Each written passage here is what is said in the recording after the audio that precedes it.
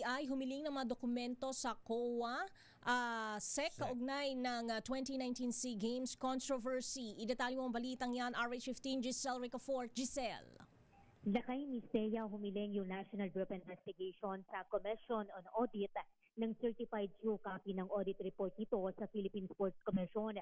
Partikular yung may kaugnayan sa 2019 SEA Games at Philippine SEA Games Organizing Committee o yung PISGOC. Sa liham kay COA Chairman Gamaliel Cordoba, sinabi ni NBI Director Attorney Melvin Matibag na mahalaga yung nasabing dokumento para maberipika yung kanilang findings at malaan yung naging daloy ng pondo. Bahagian niya ito ng investigasyon ng Bureau sa umano'y irregularidad, financial anomaly at posibleng paglabag doon sa anti-graft, corruption at iba pang kaugnay na batas.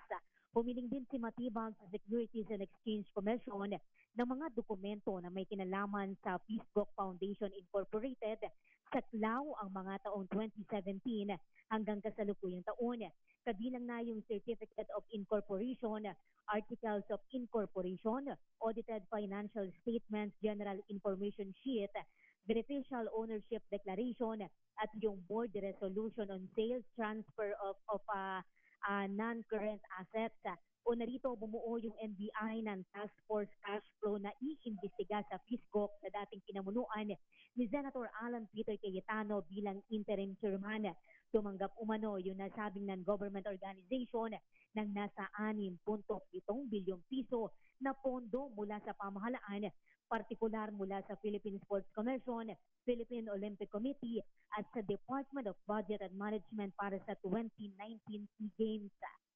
Ito si Giselle Ricafort sa DZRH Unit Lakay. Ay, talagang tantanan ni Director Matibag si Senator Alan Peter, ha? Ayan. Siya ba talagang target, Lakay? Eh, siya nga. Sino pa ba? Oo. Pero Lakay Misteya, hindi kasama ang Senator Alan Peter Cayetano doon sa mga ipinasabtina ni Director Matibag.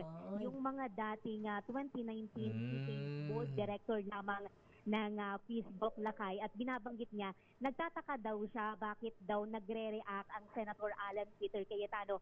So yung hindi naman siya yung nakasaad na chairman doon sa PISGOC Lakay. Hindi naman pala siya. Bakit nagre-react, Lakay? Oo, kasi ipapatawag daw eh. Di ba? Sabi kasi nung ng NBI, ipapatawag din siya. Ay, baka nagkaayos na sila sa Senado nung mag-testify si Bati na. Director Matibag. Bati na ba sila? Okay na sila.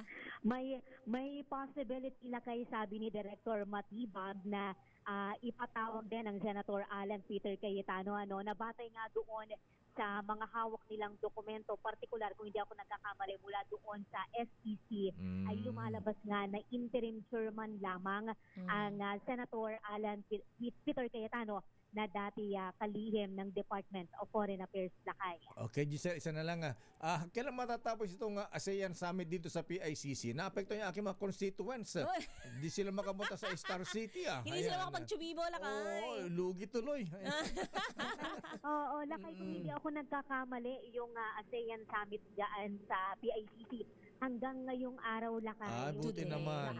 Last day today. Oo, correct, Lakay. Kaya yung mga motorista natin makakadaan ng muli, Lakay. Hindi lang natin malaan yung eksaktong oras na bubuksan ulit sa daloy ng trapiko, iyang kahabaan ng CCP Complex, Lakay. Ayan. Okay nga, Ruth. Maraming salamat, Giselle. Ito si Giselle Ricafort para sa DZRH, una sa Pilipinas, una sa Pilipino.